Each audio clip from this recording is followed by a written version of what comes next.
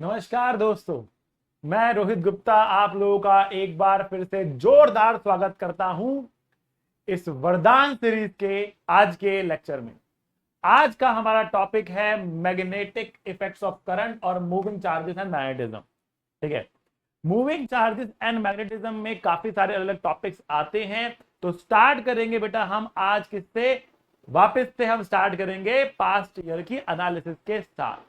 But इससे पहले हम स्टार्ट करें, मैं आप लोगों को कहना चाहता हूं बेटा stay safe, stay at home and study hard. ठीक है बच्चों, तो भैया हम स्टार्ट करते हैं हमारे पहले वरदान के साथ, जिसमें हम बात करेंगे पास्ट 10 ईयर्स के एनालिसिस से। तो पास्ट 10 ईयर एनालिसिस के हिसाब से इस चैप्टर के अंदर 29% 29% क्वेश्चन आते हैं motion of charge particle in magnetic field, जिसमें हम बात करते हैं कि पार्टिकल सर्कुलर पाथ पे जा सकता है, पार्टिकल हेलिक्स में जा सकता है, ठीक है ना, पार्टिकल स्ट्रेट लाइन में चल सकता है। इन सब के ऊपर लगभग 29% क्वेश्चन आते हैं। इसमें भी जो ज्यादा क्वेश्चन आए हैं वो सर्कुलर पाथ के लिए आएंगे। अभी दिखाऊंगा मैं आपको, मैं सर्कुलर पाथ को आपके लिए लेकर आया हूं। दूसरा है Biot-Savart law and ampere circular law, उस पर लगभग 30% क्वेश्चन आते हैं। तो बायोट-सैवर्ट लॉ और एम्पियर सर्कुलर लॉ से हम इनफाइनाइट वायर्स की या फाइनाइट वायर्स की बातें कर सकते हैं, हम सर्कुलर लूप्स की बातें कर सकते हैं, या हम आर्क की बातें कर सकते हैं, और हम किसी भी शेप के लिए इनफैक्ट मैग्नेटिक फील्ड निकाल सकते हैं। तो कुछ कॉमन शेप्स की जो मैग्नेटिक फील्ड निकालने के लिए आता है, उनके कॉम्बिनेशन के लिए निकालने के लिए आता है, वो सारे क्वेश्चन लाई करते हैं बायोट-सैवर्ट लॉ में, और लगभग 30% क्वेश्चन इससे भी बनते हैं। अगली मेजर कैटेगरी हमारे पास है बेटा मैग्नेटिक डाइपोल। अब मैग्नेटिक डाइपोल के की बात करें तो उसमें टॉर्क भी आता है, उसकी पोटेंशियल एनर्जी भी आती है, उसकी ऑसिलेशन भी आती है, मैग्नेटिक डाइपोल मूवमेंट भी आता है। ये सारी की सारी बातें कवर होती हैं मैग्नेटिक डाइपोल के अंदर, और लगभग 23% क्वेश्चन इससे भी पूछे गए हैं।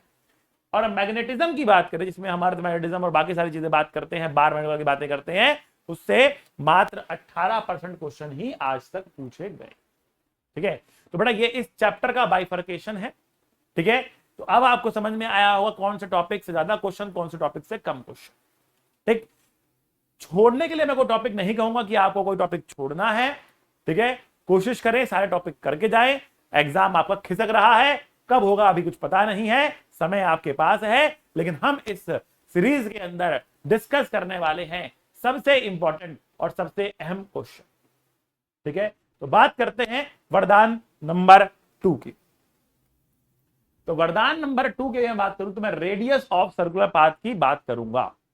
मैंने कहा कि motion of a circular path, motion of a charge particle in magnetic field के ऊपर सबसे ज्यादा क्वेश्चन आ रहे हैं, लगभग 29% क्वेश्चन आ रहे हैं। ठीक है ना, तो इस टॉपिक में भी सबसे ज्यादा क्वेश्चन आते हैं सर्कुलर पाथ के ऊपर। तो एक चार्ज पार्टिकल मैग्नेटिक फील्ड की प्रेजेंस में कब चलता है सर्कुलर पाथ में, एक चार्ज पार्टिकल मैग्नेटिक फील्ड की प्रेजेंस में सर्कुलर पाथ में कब चलता है?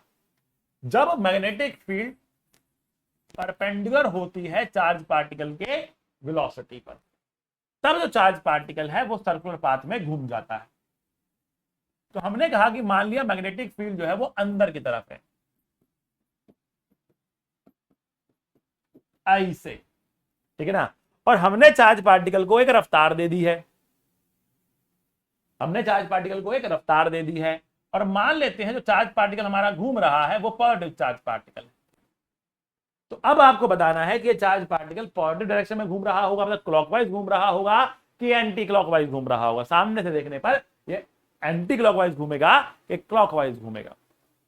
इसकी रफ्तार इस पॉइंट पर ऊपर होनी चाहिए कि नीचे होनी चाहिए, यह कैसे मालूम पड़ेगा? तो यह मालूम पड़ता है by the formula of force, that is equal to q v cross B. That means अगर चार्ज पॉजिटिव है, अगर चार्ज पॉजिटिव है तो F will be in direction of V cross B।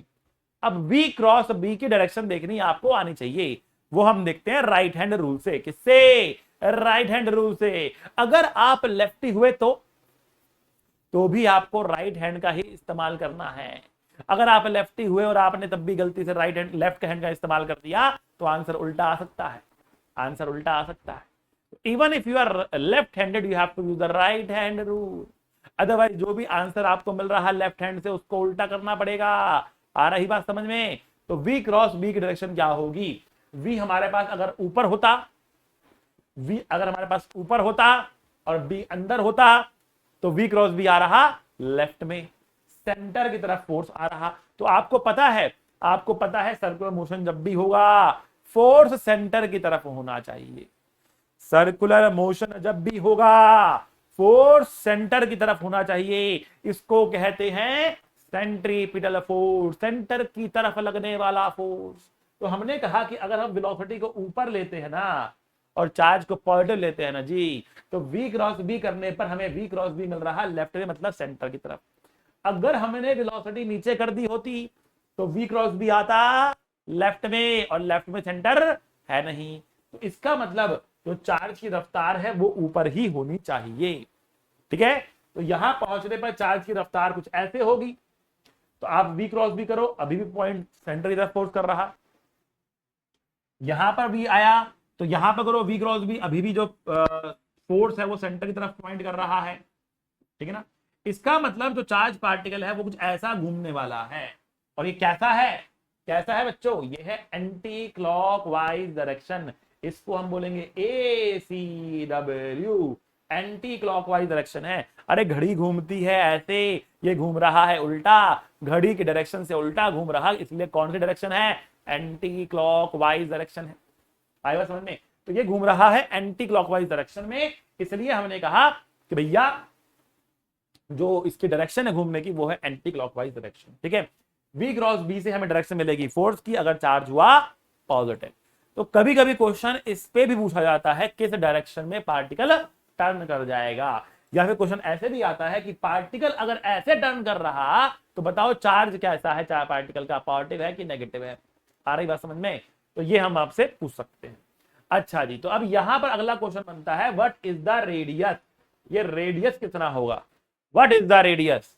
तो रेडियस का फॉर्मूला हमारे पास है mv/qb। क्या फॉर्मूला है? mv/qb। अच्छा, mv को हम लिख सकते हैं मोमेंटम बाय qb।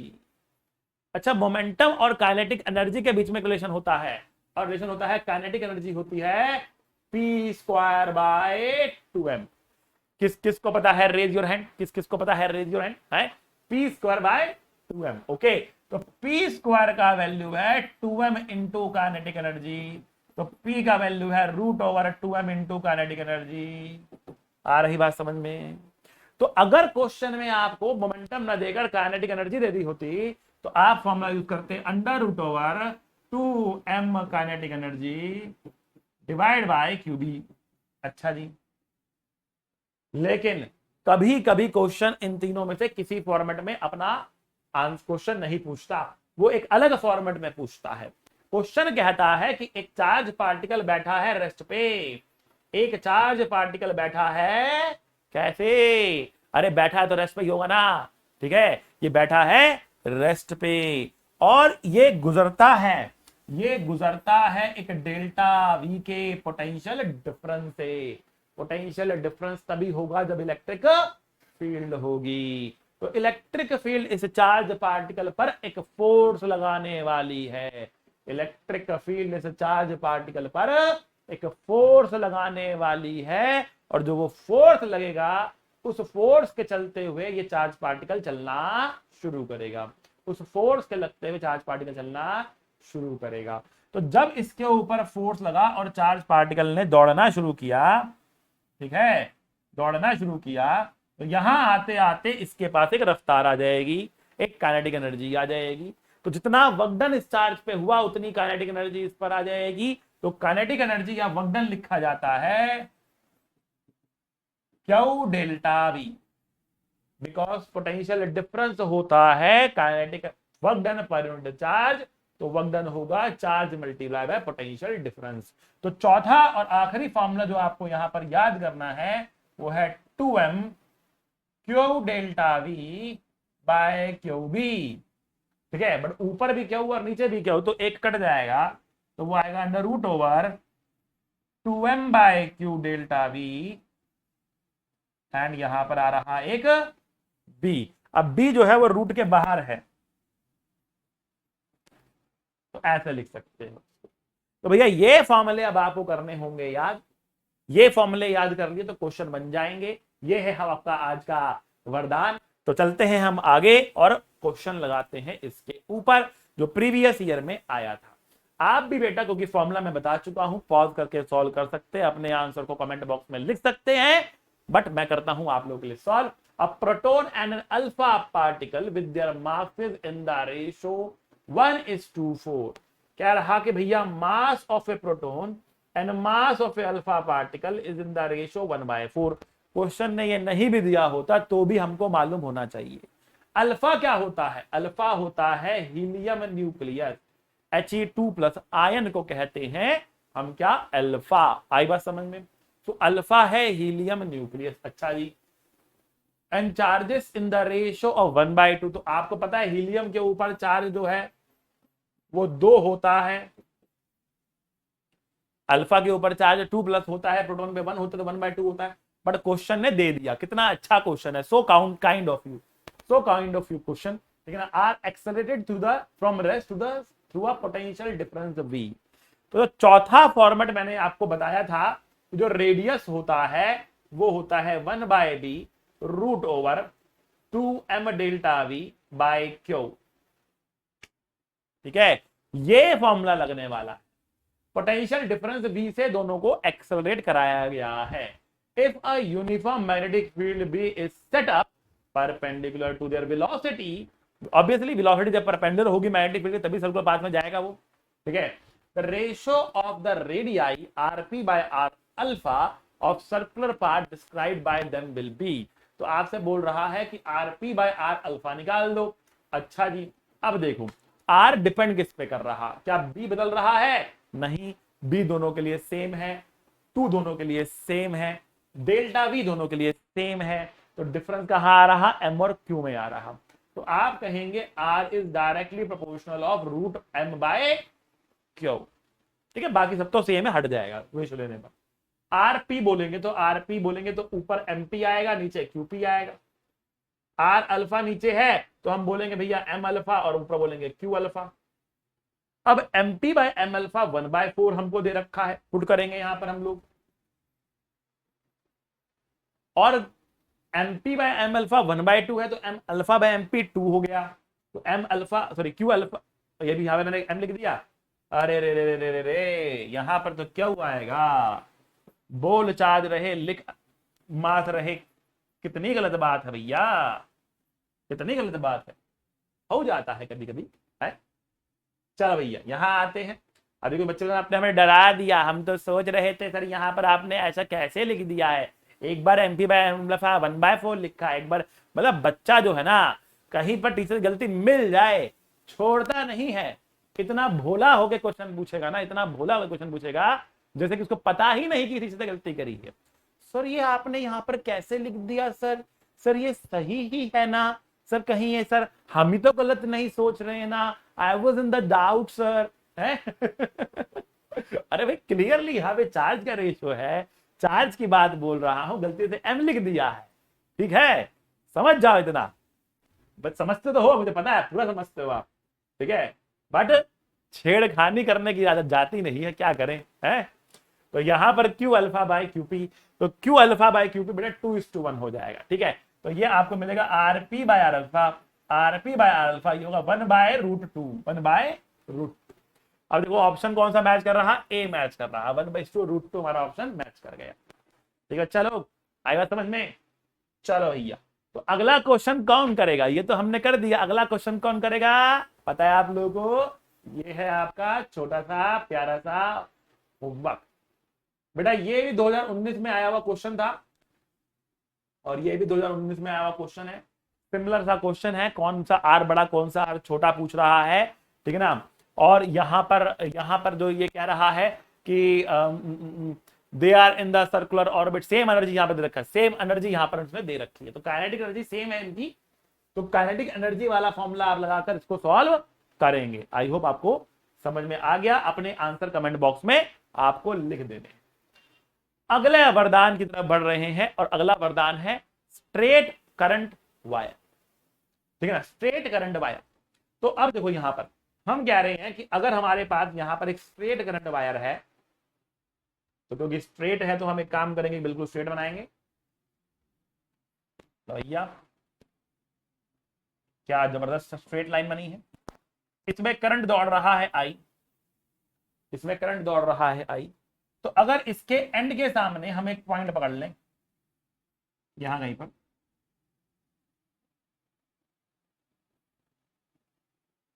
ठीक है, और हम जानना चाहते हैं यहां पर कितना फील्ड होगा, यहां पर कितना फील्ड होगा।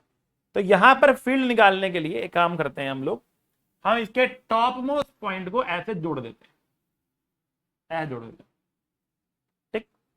अच्छा जी, तो यहां पर आपने एंगल बना दिया, इसको कहा अल्फा है और ये डिस्टेंस डी है। डी कह लो कि आर कह लो, आपकी मर्जी है, आप आर कह लो, आर डिस्टेंस दूर निकाल रहा है। It's a special point. Why it is a special point? मैंने एंड के सामने वाला पॉइंट चुना है, ठीक। दूसरी बात, एक तो यहां पर बताना पड़ेगा कि मैग्नीट्यूड ऑफ फील्ड कितना है, और दूसरा आपको बताना पड़ेगा यहां पर मैग्नेटिक फील्ड का डायरेक्शन क्या है। तो पहले मैं मैग्नीट्यूड की बात करता हूं, फिर डायरेक्शन की बात करूंगा, ठीक है। तो मैंने कहा कि यहां पर इस वायर की वजह से जो मैग्नेटिक फील्ड आती है उसका फॉर्मूला आता है B equals to mu naught I upon में 4 pi r into sine alpha. ये है मैग्नेटिक फील्ड का फॉर्मूला। इस फॉर्मूला को करना है याद, और अल्फा की वैल्यू बदलते जाओ और बी की वैल्यू निकालते जाओ। वायर को बड़ा करोगे अल्फा बड़ा हो जाएगा, मैग्नेटिक फील्ड बड़ा हो जाएगा। वायर को छोटा करोगे अल्फा छोटा हो जाएगा, मैग्नेटिक फील्ड छोटा हो जाएगा। लेकिन स्पेशल पॉइंट है एंड के सामने वाला पॉइंट। सर निकला कैसे? डेरिवेशन क्या है इसकी? इसकी डेरिवेशन आती है थ्रू द बायोट-सैवर्ट लॉ। एक पन्ने की डेरिवेशन होगी, लंबी डेरिवेशन होगी, सॉल्व करना पड़ेगा, पर कोई फायदा नहीं है, आप इसको याद करेंगे, ठीक है ना। आपको आपके एग्जाम के लिए, चाहे वो आईआईटी का एग्जाम हो चाहे वो नीट का एग्जाम हो, आपको इसका डेरिवेशन नहीं करना है, आपको केवल केवल क्या करना है? फॉर्मूला याद कर लेना है, ठीक है। अच्छा जी, अब बात करते हैं what is the direction of magnetic field at point, इसको पी बोल देते हैं, पी पॉइंट पर। तो मैग्नेटिक फील्ड का डायरेक्शन निकालना है किसकी वजह से? एक स्ट्रेट करंट वायर की वजह से मैग्नेटिक फील्ड का डायरेक्शन निकालना है। तो आप यूज करेंगे राइट हैंड का थंब और फिंगर्स, राइट हैंड का थंब और फिंगर इस्तेमाल करेंगे, ठीक है ना भैया। तो करना क्या है? थंब, थंब रखेंगे करंट के डायरेक्शन में, जिस डायरेक्शन में करंट जा रहा है उस डायरेक्शन में राइट हैंड का थंब रखेंगे। अब जैसे जैसे फिंगर घूम रही, जैसे जैसे फिंगर घूम रही, वैसे वैसे मैग्नेटिक फील्ड भी घूमेगी। तो भैया यहां पर मैग्नेटिक फील्ड घूम रही होगी ऐसे ऐसे ऐसे ऐसे ऐसे ऐसे ऐसे ऐसे गोलाकार एक सर्कल में जा रही होगी। मैग्नेटिक फील्ड लाइंस जो होती हैं वो क्लोज्ड लूप्स बनाती हैं। मैग्नेटिक फील्ड अपने आप में एक नॉन कंजर्वेटिव फील्ड होती है, और इसकी जो फील्ड लाइंस होती हैं वो क्लोज लूप्स बनाती हैं। क्या बनाती है बेटा? क्लोज लूप बनाती हैं। अब वो लूप देखने के लिए कि वो लूप कैसा होगा, राइट हैंड, अपने राइट हैंड पे लिख लो थंब के ऊपर, करंट की डायरेक्शन में रखना है इसको, करंट लिख लो इसके ऊपर, ठीक है ना। तो आपने थंब रख दिया करंट की डायरेक्शन में, और फिंगर जैसे जैसे घूम रही हैं वैसे वैसे मैग्नेटिक फील्ड भी घूम रही होगी। क्या मतलब है इसका? इसका मतलब बच्चा ये है कि भैया यहां पर मैग्नेटिक फील्ड ऐसे होगी, यहां पर ऐसे होगी, यहां अंदर जा रही होगी, यहां से बाहर आ रही होगी। ये मैग्नेटिक फील्ड की डायरेक्शन मैंने अलग अलग पॉइंट पर आपको दिखा दी, ठीक। तो अगर आप यहां पर पूछोगे तो यहां पर अंदर की तरफ है, यहां पर बाहर की तरफ मैग्नेटिक फील्ड आ रही है, और इसकी वैल्यू कितनी आ रही है? म्यू नॉट आई अपॉन में 4 पाई आर साइन अल्फा। लेकिन आप कहोगे सर ये तो बहुत स्पेशल पॉइंट चुन लिया है। अगर आप बीच में कोई ऊपर एक पॉइंट ले लेंगे तब कैसे सॉल्व करेंगे, ठीक है ना। तो हमें कोई टेंशन वाली बात नहीं है बच्चा, इतना भी कोई घबराने वाली बात नहीं है। No tension when Rohit sir is here, no tension when Rohit sir is here. Why to fear when Rohit sir is here, ठीक है ना। तो हमने कहा कि हमारे पास एक स्ट्रेट वायर है, और इस स्ट्रेट वायर में दौड़ रहा है एक करंट, जिस करंट का वैल्यू है कुछ आई, आई बात समझ, ठीक है। तो हमने कहा कि देखो भैया हम कहीं पर भी एक पॉइंट ले रहे हैं, कहीं पर भी ले रहे हैं, हमारी मर्जी, जहां मर्जी ले लें, अब जहां आपको अच्छा लगे वो ले ले पॉइंट, ठीक है ना। और जो ये पॉइंट हम ले रहे हैं, ठीक है, ये पॉइंट हमने यहां बना दिया। अब ये टॉप से, अब ये टॉप से, अब ये टॉप से एंगल बनाएगा, बॉटम से एक एंगल बनाएगा, है ना भाई, हाँ कि ना? अरे हाँ ना बोल। ये है अल्फा, ये है बीटा। ऊपर कुछ बना रहा अल्फा, नीचे कुछ बना रहा बीटा। यहां लगाएंगे हम प्रिंसिपल ऑफ सुपरपोजिशन। एक बार निकालेंगे ऊपर वाली वायर की वजह से फील्ड, एक बार निकालेंगे नीचे वाली वायर की वजह से फील्ड। जब ऊपर वाली वायर की वजह से फील्ड निकाली जाएगी, जब ऊपर वाली वायर की वजह से फील्ड निकाली जाएगी, ठीक है ना, तो इस पे थंब रखने पर मैग्नेटिक फील्ड आ रही अंदर की तरफ, नीचे भी थंब रखने पर मैग्नेटिक फील्ड आ रही अंदर की तरफ, दोनों की वजह से मैग्नेटिक फील्ड आ रही अंदर की तरफ, तो दोनों की वजह से मैग्नेटिक फील्ड निकालकर जोड़ देंगे और नेट फील्ड आपको अंदर की तरफ मिल जाएगी। तो देखो भैया, इसकी वजह से पहले मैग्नेटिक फील्ड निकालते हैं, कितनी आएगी, इसकी वजह से आएगी mu naught I, distance r है, 4 पाई आर साइन अल्फा, और नीचे वाले की वजह से आएगी साइन बीटा। तो बस ये हमारा आंसर आ गया, म्यू नॉट आई अपॉन में 4 pi r sine alpha plus sine beta, sine alpha plus sine beta. That is how you solve for a wire at any point के लिए आप सोल्व करोगे म्यू नॉट आई अपॉन में 4 pi r sine alpha plus sine beta. ठीक है, लेकिन अब यहां पर कुछ और स्पेशल केसेस हमारे पास हैं, और वो स्पेशल केसेस है semi infinite and infinite wire. अच्छा, अब मुझे बताओ सेमी इनफाइनाइट वायर की लेंथ कितनी होती है? What is the length of a semi infinite wire? एक सेमी इनफाइनाइट वायर की लेंथ कितनी होती है? Tell me the length of a semi infinite wire. तो हमने कहा कि भैया बताओ बताओ बताओ, कमेंट बॉक्स में कमेंट करके बताओ कि सेमी इनफाइनाइट वायर की लेंथ कितनी होती है, बताओ भैया। तो भाई सेमी इनफाइनाइट वायर की लेंथ भी होती है इनफिनिटी। तो एक ऐसी वायर जिसकी लेंथ इनफिनिटी हो उसको सेमी इनफाइनाइट वायर बोलेंगे कि इनफाइनाइट वायर बोलेंगे? सेमी इनफाइनाइट इसको इसलिए बोल रहे हैं बिकॉज इसका एक एंड इनफिनिटी पे जा रहा, एक तो हमारे पास है, अगर दूसरा एंड भी इनफिनिटी पे जा रहा होता तब ये होती इनफाइनाइट वायर।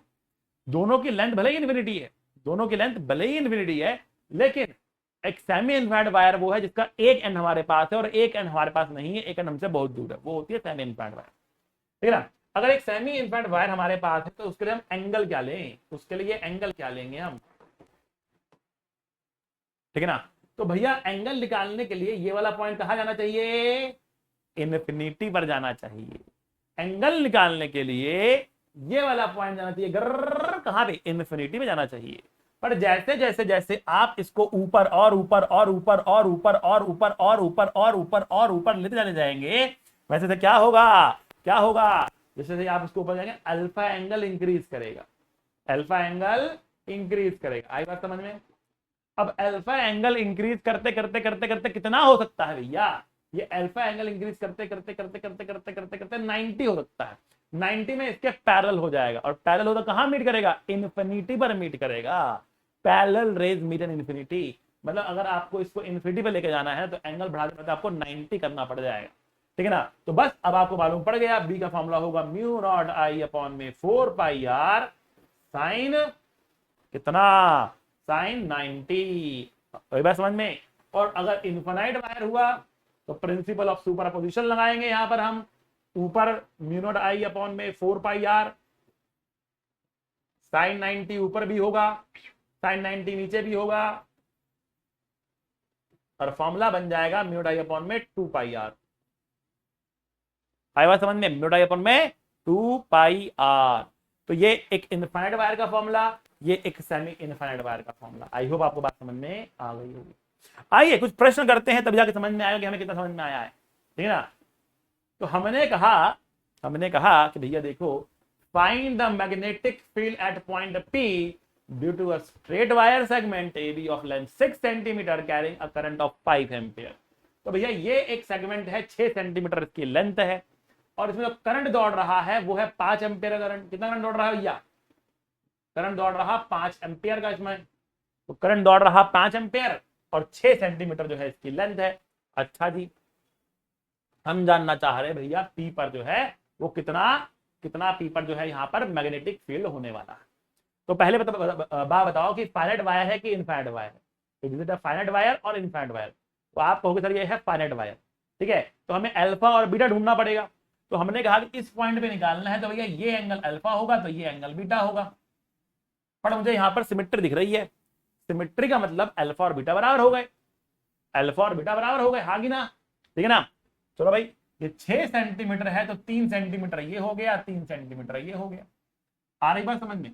और ये फिर एक राइट एंगल ट्रायंगल भी बन रहा, तो ये एक पाइथागोरस ट्रिपलेट भी दे रहा है, तो ये 3 है, ये 5 है, तो बढ़िया 4 सेंटीमीटर होगा, हाँ कि ना? क्लियर? बहुत अच्छे। बस अब देखो हमारे पास ये डिस्टेंस आ गया 4 सेंटीमीटर का, जो हमारा आर वायर से दूरी आ रहा है, ठीक है ना? So what is the magnetic field at point P? It is mu naught I by 4 pi r sine alpha, और बीटा अल्फा बराबर है, तो एक और बार साइन अल्फा ही लिख देता हूं मैं यहां पर, अल्फा इक्वल टू बीटा है, सिमेट्री से हम कह रहे हैं, तो 2 बाहर आ गया यहां पर, तो हम कह रहे हैं it is mu naught I upon में 2 पाई आर इंटू साइन अल्फा, है ना भाई? तो इसके ऑप्शन तो हम लिखना ही भूल गए यहाँ पर, कोई टेंशन वाली बात नहीं है, ऑप्शन आप देख लेना, मैं मिनट बाय 2 पाई के टर्म में इसको लिख के छोड़ देता हूं, ठीक है? तो it is mu naught by 2 pi, I की वैल्यू कितनी है हमारे पास? आई है 5 एम्पियर, आई है 5 एम्पियर, और आर हमारे पास कितना है? 4 सेंटीमीटर है, तो 4/100 कर दिया हमने। देखो भैया आर तो ये है हमारे पास, दैट इज आर, आर की वैल्यू कितनी है हमारे पास? 4 सेंटीमीटर, 4/100 कर दिया हमने, ठीक है ना? और आई है 5 एम्पियर। अब साइन अल्फा और चाहिए हमको, sine alpha is perpendicular upon hypotenuse, 3/5, 5 से 5 कट गया, ठीक है ना? तो ये 100 ऊपर जाएगा, 4 से कटेगा 25 आएगा, तो 75 हो गया, ये 75 mu naught by 2 pi, 75 mu naught by 2 पाई। तो अगर मैं इसको मल्टीप्लाई और डिवाइड कर दूं 2 और 2 से, तो म्यू नॉट बाय 4 पाई होता है 10 की पावर -7, 10 की पावर -7, तो ये हो गया 150 into 10 to the power -7 tesla, या 15 माइक्रो टेस्ला, 15 माइक्रो टेस्ला भी आप बोल सकते हो, 15 माइक्रो टेस्ला भी आप बोल सकते हो। That is how you can calculate the answer of this kind of question. 2019 में आया हुआ क्वेश्चन है बेटा ये। अगला क्वेश्चन बेटा आप लोगों के सामने है, ये भी 2019 का आया हुआ क्वेश्चन है, ये आप लोगों के लिए होमवर्क है, ठीक है ना? इसमें इसको करने के लिए आपको एक और छोटी सी बात ध्यान देनी होगी, और वो बात ये है कि अगर आपके पास एक वायर है जिसमें करंट आई दौड़ रहा है, और आप अगर इसी पॉइंट पर मैग्नेटिक फील्ड निकालना चाहते हो, इसके इधर या इधर नहीं निकालना चाह रहे, बिल्कुल उसकी लाइन में निकालना चाहते हो, तो बेटा यहां पर मैग्नेटिक फील्ड आती है 0, यहां कोई मैग्नेटिक फील्ड नहीं है, तो यहां जो करंट जा रहा है इसकी वजह से यहां पर मैग्नेटिक फील्ड नहीं, इसकी वजह से यहां मैग्नेटिक फील्ड नहीं, इसकी वजह से आएगी और इसकी वजह से आएगी, दोनों को निकालकर नेट रिजल्टेंट निकालना पड़ेगा। क्वेश्चन आपके सामने है, सॉल्व आप कर सकते हो, होमवर्क का क्वेश्चन है, और कमेंट बॉक्स में आपको कमेंट कर देना, कमेंट बॉक्स में आपको कमेंट कर देना, ये सिद्धि याद करनी है आपको, ठीक है? काम आपका बन जाएगा। चलो भैया अगले वरदान पे आ रहे, अगला वरदान है सर्कुलर आर्क। हमने स्ट्रेट वायर की बातें कर ली हैं, अब बात करेंगे सर्कुलर आर्क के बारे में। ये सर्कुलर आर्क का क्या खेला है भैया? देखो बात को समझो, अगर हमारे पास एक गोला है, ठीक है ना, हमारा पृथ्वी तो एक गोला है, ऐसा ही हमारे पास एक गोला है, बट स्फीयर नहीं है, हमारे पास एक सर्कुलर रिंग है, एक सर्कुलर रिंग टाइप, जैसे हाथ में कड़ा पहनते हो और लड़कियां चूड़ियां पहनती हैं, तो वैसे आप कह सकते हो कि भैया हमारे पास क्या है, यहाँ पर एक गोला है, ठीक है ना, एक गोला है। अब जो गोला है उसमें करंट आई जा रहा है, उसमें करंट आई जा रहा है, और उसका रेडियस क्या है? इसका रेडियस आर है। इसका रेडियस क्या है बच्चा लोग? इसका रेडियस आर है, ये ओ है। तो हम जानना चाह रहे कितना मैग्नेटिक फील्ड सेंटर पर आएगा, तो मैग्नेटिक फील्ड सेंटर पर जो आने वाला है वो होगा म्यू नॉट आई अपॉन में 2r, पूरे सर्कल के लिए। तो आधे सर्कल के कितना होगा? आधा हो जाएगा। तो हम कह रहे हैं अगर सेमी सर्कल आपके पास है, करंट दौड़ रहा आई, तो what is the magnetic field at centre? Mu I upon में 4r। अगर सर 1/4 सर्कल हुआ तो, क्वाड्रेंट हो गया तो 1/4 हो जाएगा भैया।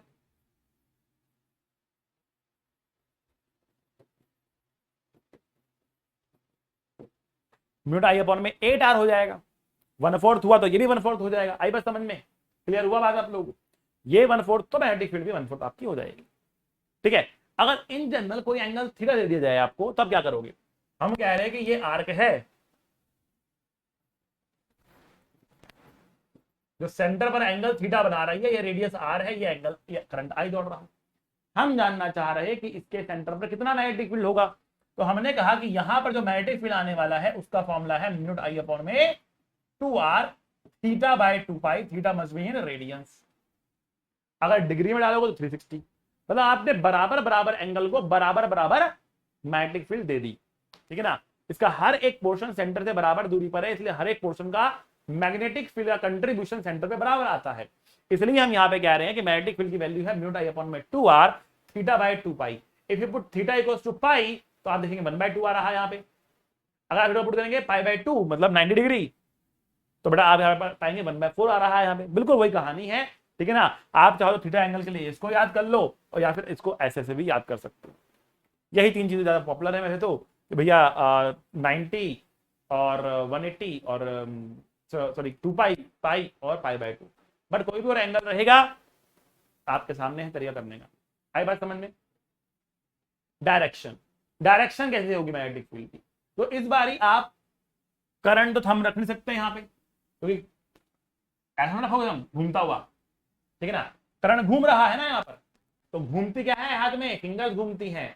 तो अब की बार क्या करना है आपको, राइट हैंड की फिंगर को कर्ल करना है, राइट हैंड की फिंगर को कर्ल करना है जैसे करंट घूम रहा, और थंब देगा डायरेक्शन किसका, मैग्नेटिक फील्ड का, ठीक है ना। तो अगर करंट घूम रहा है ऐसे, तो आपकी राइट हैंड की फिंगर को घुमाओ ऐसे, जैसे कि ऐसे घुमाना है, and thumb is going to point into the plane, thumb is going to point into the plane.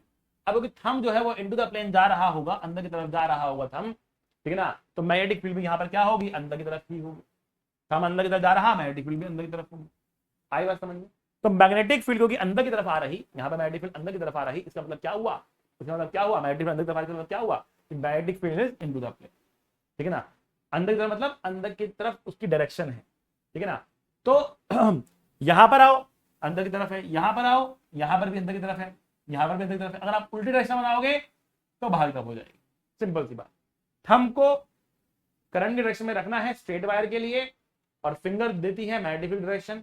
यहां पर करंट ही घूम रहा है, इसलिए फिंगर को घुमाना है करंट की डायरेक्शन में, थंब देगा आपको direction of magnetic field at the centre. Clear. चलो क्वेश्चन पर आते हैं आपके सामने। अब हम क्वेश्चन पर आ रहे हैं, ठीक है।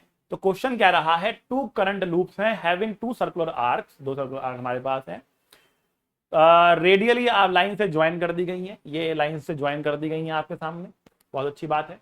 It carries a current of 10 ampere, 10 ampere current जा रहा है इनमें। The magnetic field at point P will be closest to O point पर मैग्नेटिक फील्ड कितनी हो जाएगी, ठीक है ना। तो देखो बात समझना, यहां पर यहां जो करंट दौड़ रहा है इस वाले तार में, करंट इस डायरेक्शन में जा रहा, और इस तार में करंट इस डायरेक्शन में जा रहा। इस तार की वजह से कोई फर्क नहीं पड़ता, बिकॉज इसकी सीध में ही ये पॉइंट है, और इस तार से भी कोई फर्क नहीं पड़ता, बिकॉज इसकी सीध में ही ये पॉइंट है, ठीक है ना।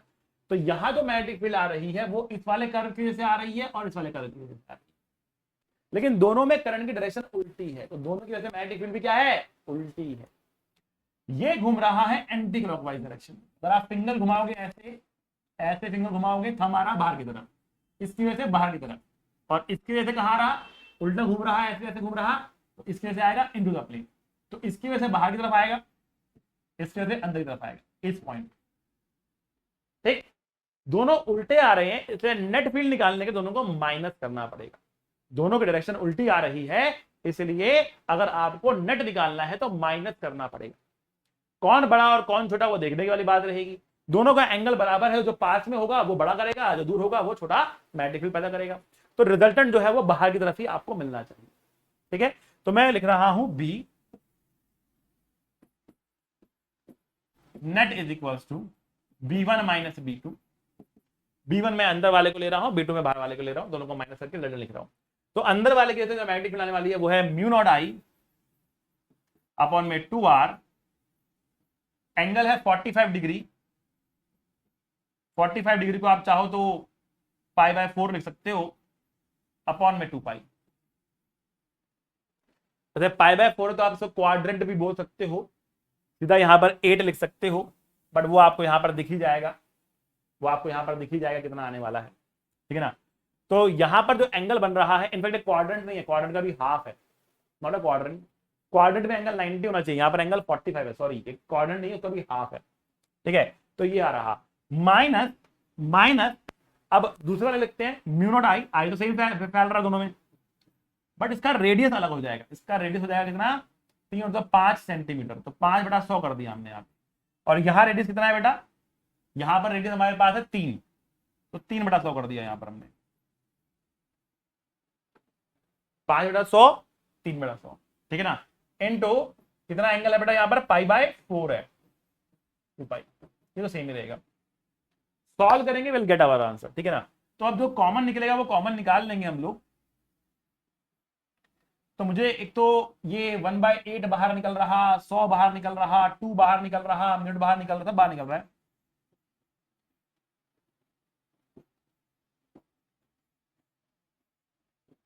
यहाँ 1/3 बच रहा, यहाँ पे 1/5 बच रहा, बाकी सब बाहर निकलता हुआ मेरे को दिख रहा है। यहाँ से सब बाहर निकल रहा है, कुछ भी अंदर बच नहीं रहा, सब बाहर निकल, ठीक है।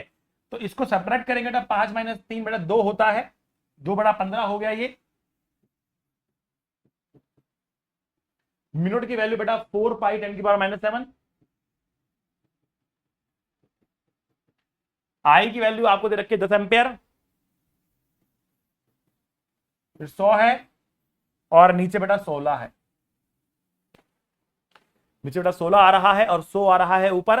5 में से 3 गया बेटा, 2 आया और 15 नीचे हमको मिल गया, ठीक है। सो 4 और 2 8 दूनी 16, 5 से काटेंगे तो बेटा 5 से 15 और 5 दूनी 10 और 2 से 2 कट गया। तो मुझे दिख रहा है 100π/3, 100π/3 10⁻⁻7, 100π/3 10⁻⁻7, ठीक है ना।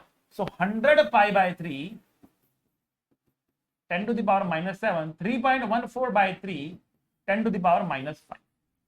तो 10⁻⁻5 के दो हमें मिल रहे हैं, एक तो ये मिल रहा है, एक ये मिल रहा है, दो मिल रहे हैं हमको, ठीक है ना। But it is closest to this one, close to पूछा ना इसने, तो इससे तो बहुत दूर हो गया, 1.5 से बहुत दूर है, 1.5 नहीं है ये, 3.14 को डिवाइड करेंगे 1 पॉइंट समथिंग मिलेगा आपको, तो ये आपको मिल रहा है 1.0 के आसपास आपको मिल जाए। तो इस तरीके से बेटा अपना क्वेश्चन आप सॉल्व कर सकते हैं, ठीक है। ये बेटा 2019 का क्वेश्चन था, आप देख सकते हैं। अगला क्वेश्चन बेटा आप लोगों के लिए होमवर्क के लिए है, ये भी आपके सर्कुलर आर्क के ऊपर ही है बेटा क्वेश्चन, 2019 का ही क्वेश्चन है, 2019 का ही बेटा क्वेश्चन है, ये आप कर सकते हैं। चलो भैया, मैग्नेटिक डाइपोल मूवमेंट की अब बात कर रहे हैं, मैग्नेटिक डाइपोल मूवमेंट। अब ये क्या चीज है, कोई भी करंट कैरिंग लूप जो होता है, कोई भी करंट कैरिंग लूप जो होता है वो एक मैग्नेटिक डाइपोल की तरह एक्ट करता है, मतलब वो एक मैग्नेटिक फील्ड पैदा करता है और उसको एक आप मैग्नेट की तरह से ट्रीट कर सकते हैं, कोई भी करंट कैरिंग लूप क्यों ना हो। तो किसी भी शेप का कोई भी करंट कैरिंग लूप क्यों ना हो, कोई भी करंट उसमें आई दौड़ रहा हो, ठीक है। तो इसका अगर एरिया ए है तो इसका जो मैग्नेटिक डाइपोल मूवमेंट होगा वो होगा I/A, ठीक। अब जो मैग्नेटिक डाइपोल मूवमेंट होता है एक वेक्टर क्वांटिटी होती है, तो हम एरिया को भी वेक्टर लिख देते हैं। अब जो वेक्टर एरिया होता है ये क्या चीज है, ये होता है परपेंडिकुलर टू द प्लेन, ये प्लेन के परपेंडिकुलर होता है। अब परपेंडिकुलर मतलब अंदर भी हो सकता है बाहर भी हो सकता है, दोनों रास्ते हैं। तो अगेन राइट हैंड से आप डिसाइड करते हैं, अगर ये क्लॉकवाइज घूम रहा है करंट तो इनटू द प्लेन रहेगा, एंटी क्लॉकवाइज घूम रहा है तो आउट ऑफ द प्लेन रहेगा।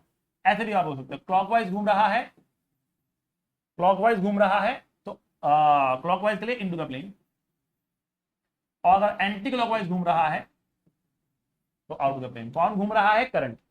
करंट अगर क्लॉकवाइज है, करंट अगर क्लॉकवाइज है तो area vector into the plane लिया जाएगा, करंट अगर एंटी क्लॉकवाइज है तो area vector out of the plane लिया जाएगा। और जिस डायरेक्शन में एरिया वेक्टर होगा वही डायरेक्शन आपकी मैग्नेटिक डाइपोल मूवमेंट की भी होगी, सेम डायरेक्शन, ठीक है। So magnetic dipole movement is I/A। अब जब एक डाइपोल को मैग्नेटिक फील्ड में रखा जाता है तो उस पर एक टॉर्क लगता है। सो एक टॉर्क का फॉर्मूला भी आप याद करेंगे, टॉर्क होता है बेटा M×B, टॉर्क होता है M×B होता है, that is how we write the torque, torque is M×B, torque is M×B होता है। तो एक तो हमारे पास टॉर्क का ये फॉर्मूला आ गया, टॉर्क इज M×B, ठीक है, टॉर्क इज M×B, एक फॉर्मूला हमारे पास टॉर्क का ये आ चुका, टॉर्क इज M×B, समझ गए। एक इसकी पोटेंशियल एनर्जी होती है, लिखी जाती है -M.B, ठीक है। So potential energy of the loop is -M.B, torque is M×B। ये दोनों फॉर्मूले आपको क्या करना है बेटा, याद कर लेने हैं, इंपॉर्टेंट फॉर्मूले हैं। ठीक है। और मैग्नेटिक डाइपोल का फॉर्मूला भी आपको याद कर लेना, इनके ऊपर ही क्वेश्चन आप लोगों को मिल सकते हैं। डाइपोल की बात करेंगे, इन 3 फॉर्मूला के ऊपर कहीं ना कहीं क्वेश्चन आप लोगों को मिलने वाले हैं। आइए क्वेश्चन देखते हैं। 2019 में आया हुआ क्वेश्चन है, वापस से कह रहा है कि एक स्क्वायर लूप है, ठीक है ना, और स्टेडी करंट आई उसमें दौड़ रहा है, ठीक है, and the magnitude of its magnetic dipole moment is m। तो एक स्क्वायर लूप है, करंट दौड़ रहा है और इसका मैग्नेटिक डाइपोल मोमेंट m है। If this square is change into circular loop, अगर इसको हमने एक सर्कुलर लूप में कन्वर्ट कर दिया, सर्कल बना दिया सामने, ठीक है ना, करंट सेम रहा, उसके अंदर करंट में कोई परिवर्तन नहीं आया, the magnitude of the magnetic dipole movement of circular loop will be, magnitude of the magnetic dipole movement of circular loop will be, magnitude of the magnetic dipole movement of the circular loop will be.